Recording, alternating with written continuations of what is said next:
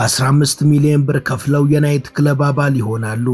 ከፍለውም በወረፋው መሰረት የአባልነት ይሁንታ የሚያገኙት በ15 ዓመት ጊዜ ውስጥ ነው። ለአንድ ጠርሙስ ውስኪ 4.5 ሚሊዮን ብር ይከፍላሉ።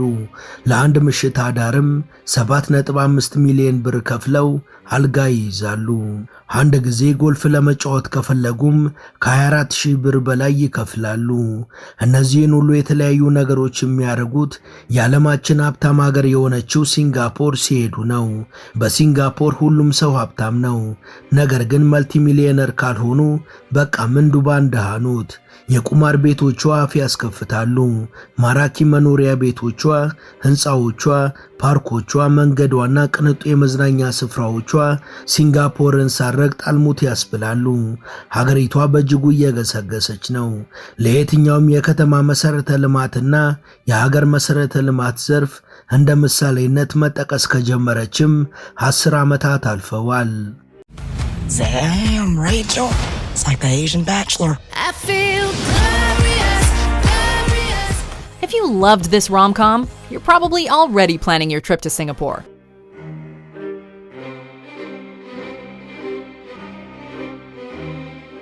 ሰላም ጤና ይስጥልን።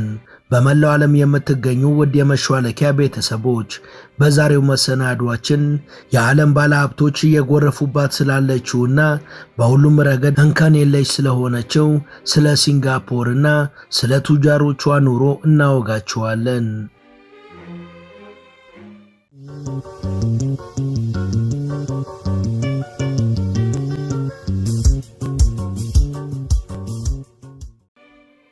ክሬዚ ሪች ኤዥያንስ በ2018 ለስክሪን የበቃ የሆሊውድ ፊልም ነው።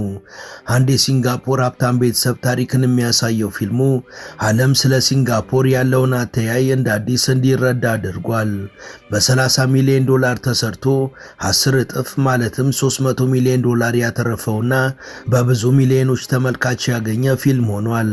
ይህ ፊልም ብዙዎች ወደ ሲንጋፖር እንዲተሙ እያደረገም ነው።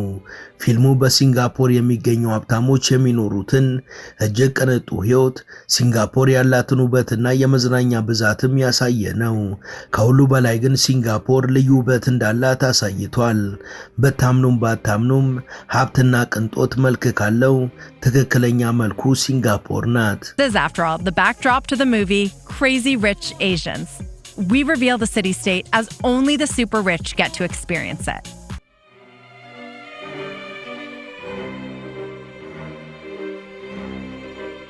ለአንድ ጠርሙስ ውስኪ $30,000 በእኛ ምንዛሪ ደግሞ 4.5 ሚሊዮን ብር የሚከፈልባቸው ሬስቶራንቶች ለአንድ ምሽት አዳር እስከ $50,000 ወይም 7.5 ሚሊዮን የኢትዮጵያ ብር የሚያስከፍሉ ሆቴሎች፣ ሰማይን የሚታከኩ ፎቆች፣ ዘመናዊ ሞሎች፣ ጥቂቶች ብቻ የሚገቡባቸው ናይት ክለቦች፣ ዋጋቸው በመቶ ሚሊዮን የሚሆኑ የመዝናኛ ጀልባዎች፣ ለምለም የጎልፍ ሜዳዎች፣ ይህ ሁሉ በትንሿ በሀብታሟና የምታብረቀረቀው ፀሐይ በማጠልቅባት ሲንጋፖር የሚገኝ ነው። ሲንጋፖር በደቡብ ምስራቅ እስያ የምትገኝ ሉዓላዊት ሀገር የሆነች ከተማ ናት።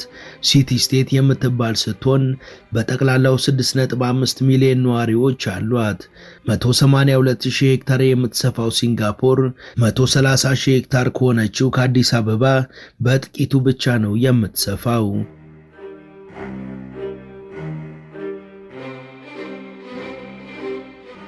የድብልቅ ባህሎች ውጤት መሆኗ፣ ፈጣን ኢኮኖሚዋና የተደራጀው መሰረተ ልማቷ ሲንጋፖር በዜጎችና በዓለም ሕዝብ በእኩል እንድትወደድ ምክንያት ሆኗል። በማሌዥያ ደቡባዊ ጫፍ የምትገኘው ትንሽ ከተማ በደቡብ ቻይና ባህር ላይ የተዘረጋችና ወደብ ያላት በመሆኑ ለንግድ ሥራ የተመቸች አድርጓታል። የሀገሪቷ መንግስት ውሳኔዎች የሀገሩ ዜጋ እንዲበለጽግ ሲንጋፖርም የዓለም የፋይናንስ የንግድና የትራንስፖርቴሽን ማዕከል እንድትሆን አድርጓታል። ዘመናዊ አየር መንገዷና ወደቦቿ ከዓመት ዓመት ያለ እረፍት የሚሰሩ ናቸው። በ14ኛው ክፍለ ዘመን እንደተመሰረተች የሚነገረው ሲንጋፖር እስከ 1965 ድረስ በተለያዩ ፖለቲካዊ ሂደቶች አልፋ በመጨረሻ ነፃ አገር ሆናለች።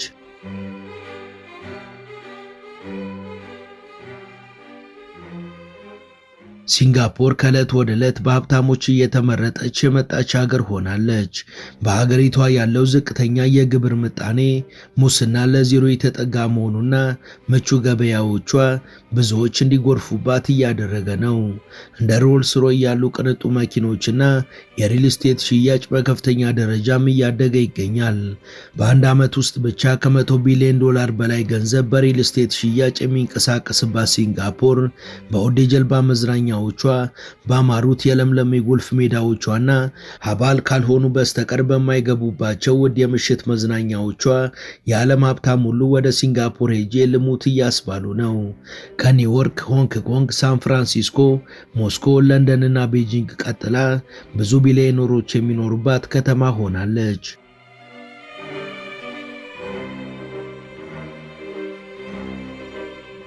ከነዋሪዎቿ 44ቱ ቢሊዮነሮች 138ቱ ዜጎቿ ደግሞ መልቲ ሚሊዮነር ናቸው። ጠቅላላ የነዋሪዎቿ ሀብት 1 ትሪሊየን ዶላር ወይም ከ150 ትሪሊየን ብር በላይ ይሆናል የሚባልላት የሀብታም ዜጎች ከተማ ናት። እንደ ኢኮኖሚስት ኢንተለጀንስ ዘገባ ከሆነ ላለፉት 5 ዓመታት በተከታታይ የዓለም ውዷ ከተማ ተብላም ተሰይማለች። ደረጃውን የሰጣት ተቋም እንዳለው ከ133 ከተሞች ጋር ተወዳድራ የሸቀጦች ዋጋ እስከ 150 እጥፍ ውድ ይሆንባታልን ብሏል። ኑሮዋ ለድሃ የማይቀመስ ገንዘብ ላላቸው ሀብታሞች ግን ማርና ወተት የምታፈስ የምቾት ምድር ናት። በሲንጋፖር ዋናው ነገር መሬት መያዝ ነው የሚለው አባባል ይሰራል። በጠባቧ ከተማ 90% መሬት የመንግስት ሲሆን ቀሪው 10% ደግሞ በግል ሊያዝ የሚችል ነው። መንግስት በሊዝ ቤት ገንብቶ ለዜጎች ይሰጣል። ሀብታሞች የራሳቸውን ገንብተው እንዲኖሩም ይፈቅዳል። ውድ የመሿለኪያ ቤተሰቦች ይህን ዘገባ እዚህ ድረስ ከተከታተላችሁት ቻናሉ የበለጠ እንዲያድግ አንድ ጊዜ ሰብስክራይብ እንድታደርጉ አስታውሰን ተረካችንን እንቀጥል። ሲንጋፖርን አጠናናት የሚሉት ሰዎች ባለፉት 50 ዓመታት እጅግ አስደናቂ በሆነ መልኩ የመሬት ዋጋ መጨመሩን ይናገራሉ። በቤተሰባዊ ሐረግ ውስጥ ትልቅ ሀብት የሚባለው መሬት ነው። 1 ካሬ ሜትር ስፋት ያለው መሬት $12000 ወይም 1 ሚሊዮን ብር ይሸጣል። የሚሰሩት መኖሪያ ቤቶችም ግዙፍና ከቤተ መንግስት የማይተናነሱ ናቸው። እነዚህን ቤቶች ጉድ ክላስ ባንግሎ ብለው ይጠሯቸዋል። አንድ ቤት ጉድ ክላስ ባንግሎ ለመባል የሚያስፈልጉት መስፈርቶች አሉ። ግቢው በትንሹ 1400 ካሬ መሆን አለበት። የግቢውን 40% ለቤት መገንቢያ፣ ቀሪውን 60% ቦታ ደግሞ ለመዋኛና ለአረንጓዴ ቦታ መጠቀም ይኖርበታል። ሌላው ቤቱ ሲሰራ ከግቢው አጥር 3 ሜትር ርቀት ላይ መሆን አለበት።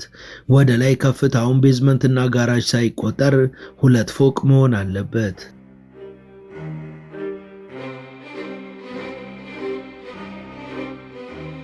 እነዚህን ጉድ ክላስ ባንግሎዎችን ለመግዛትም ሆነ ለመስራት ሲንጋፖር አንድ ሕግ አላት። ዜጋ ያልሆነ ማንኛውም ሰው የግል ቤት ሊኖረው አይችልም የሚል። በአንጻሩ ደግሞ አንድ ዜጋ እነዚህን ቤቶች ለመግዛት ቢያንስ $200 ሚሊዮን ያስፈልገዋል የሚል ጥብቅ ሕግ አላት። ከ1.5 ኪሎ ሜትር ርዝመት በላይ ያለው ይህ መንገድ የሲንጋፖር ቢሊዮነሮች መንደር ነው። በዚህ መንገድ ላይ ብዙ ዘናጭ መኪኖችና ፌራሪዎች ሲፈሱ ቢታዩ የሚገርም አይሆንም። በማዕከላዊ ሲንጋፖር የሚገኘው ይህ መንገድ ቅንጡ በሆኑ መኖሪያ ቤቶች፣ ብዛት ባላቸው ኤምባሲዎችና በቦታንኩ ጋርደን የሚታወቅ ነው።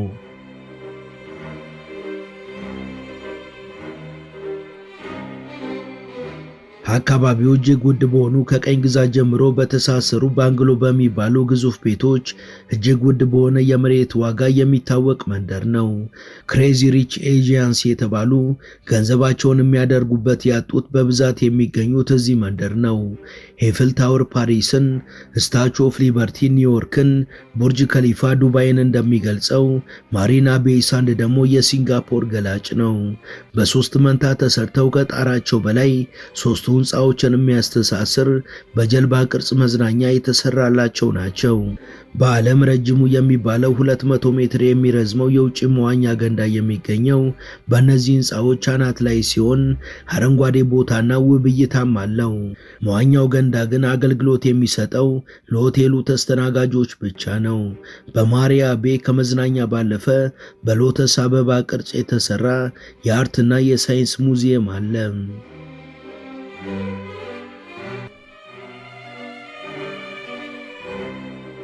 ሰው እስከከፈለ ምቾት ማትነሳው ሲንጋፖር በማሪና ቤ የዓለም ትላልቅ የፋሽንና የቅንጦት ዕቃ አምራቾች ብራንዶቻቸው በሙሉ ይገኛል።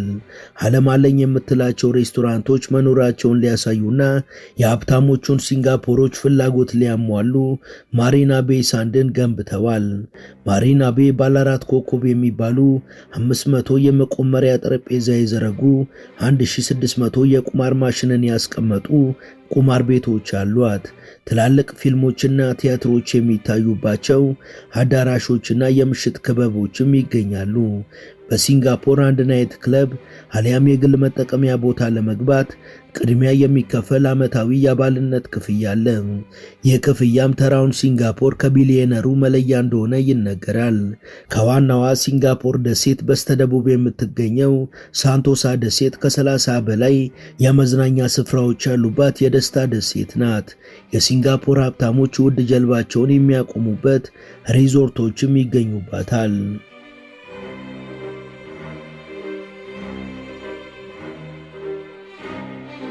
በካዚኖዎች የውሃ ፓርኮችና ካርኒቫል ራይዶችም የተሞላች ደሴት ናት። በደሴቷ የሚገኘው ጎልፍ ሜዳም በዓለም ዝነኛ ከሆኑት ጎልፍ ሜዳዎች አንዱ ነው። ታዋቂው ዩኒቨርሳል ስቱዲዮም የፊልም መስሪያ ሪዞርቱ የሚገኘው በዚህ ደሴት ላይ ነው። በዓለም ትልቁ የባህር ሕይወትን የሚያሳየው የውሃ ፓርክም የሚገኘው እዚሁ ነው። ይህ ሆቴል በ1896 በሲንጋፖር የተመሰረተ ሲሆን እጅግ ቅንጡና ፕሬዚዳንሻል ደረጃ ያለው ነው። ይህ የሲንጋፖር ሀብታሞች የሚገናኙበት ሆቴል ከጥንት እስከ ዛሬ ከቀኝ ግዛት እስከ ነጻነት ድረስ ቅንጦት በሲንጋፖር ምን ይመስላል የሚለውን የሚያሳይ ሆቴል ነው። ከሲንጋፖር ተነስቶ ልክ እንደ ሸራተን፣ እንደ ሂልተን እና እንደ ኢንተርኮንቲኔንታል የዓለም ብራንድ መሆን የቻለ ሆቴል ነው። And for history and heritage, there's nothing quite like the Raffles Hotel Singapore, which has not one, but 2 presidential suites to choose from. Few hotels in the world are as famous as Raffles Hotel Singapore.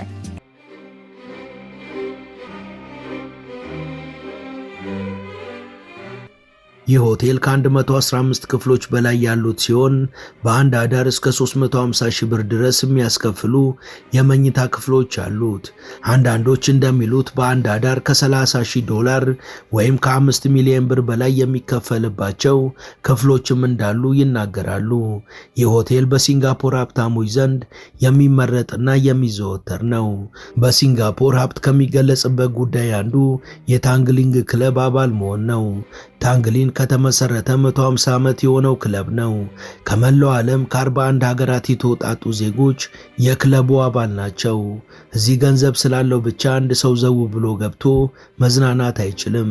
27 ባንኮኒዎች፣ 8 ሬስቶራንቶች፣ የመዋኛ ገንዳ፣ የቴኒስ መጫወቻ፣ የውበት ሳሎን፣ ጂም፣ የቁማር መጫወቻና የሕፃናት መጫወቻ ቦታም ያለው ነው።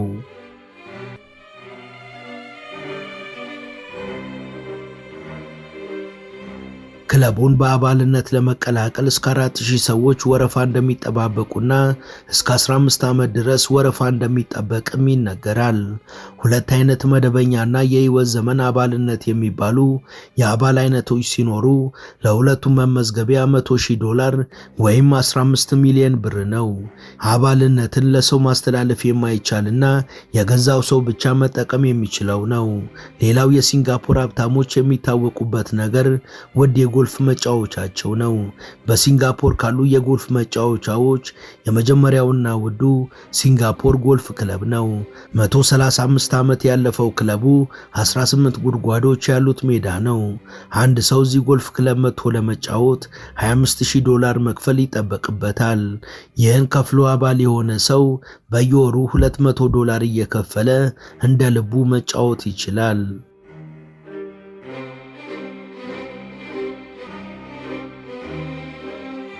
ወደ ቻናላችን ቤተሰቦች ለዛሬ ያሰናዳንላችሁ ይመስል ነበር። እስከ ዝግጅታችን ፍጻሜ አብራችሁን ስለነበራችሁ ከልብ እናመሰግናለን። በቀጣይ ቢሰሩ የምትሏቸውን ርዕሰ ጉዳዮች ብትጠቁሙን ደስ ብሎን እንቀበላችኋለን። ቻናላችንን ሰብስክራይብ ማድረግ፣ የደውል ምልክቱን መጫንና ላይክ ማድረግ አትዘንጉ እያልን ለዛሬ በዚሁ ተሰናበትን። መልካም ጊዜ።